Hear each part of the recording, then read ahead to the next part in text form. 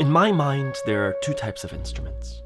The first category, instruments where it's easy to make mistakes, that require some level of technical proficiency, like the accordion, keyboard, guitar, violin.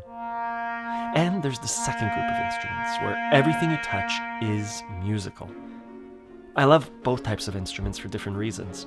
With one, it's easy to play songs, to switch between chords and modes.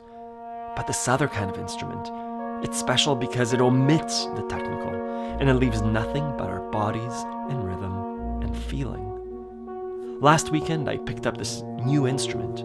It's called the Terra by a company called Soma, and it's an instrument that bridges the gap between these two types of playing. You can program it to be a traditional keyboard, tones and semitones up and down, but that kind of defeats the purpose.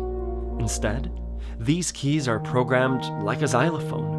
I could find out what key I'm in, but I haven't yet. These keys all work together, and they allow me to explore sounds. They're touch sensitive, so they can be played percussively, like a drum, or lightly, like a theremin.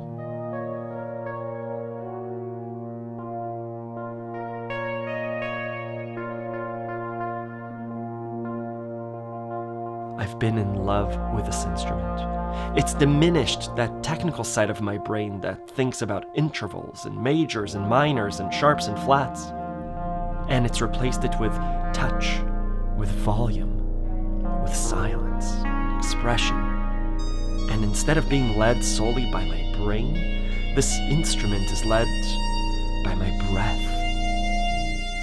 Remember that monthly challenge a few months ago where we tried to convey a feeling with our accordions? Dread or joy or clouds on a sunny day. Evoking those feelings is so easy to do with this instrument. Ultimately, for me, and I think lots of you, we're trying to get to that state of flow with our accordions and these other instruments. We want to be so aligned with our instruments that we can express ourselves. And it happens, but it requires so much practice.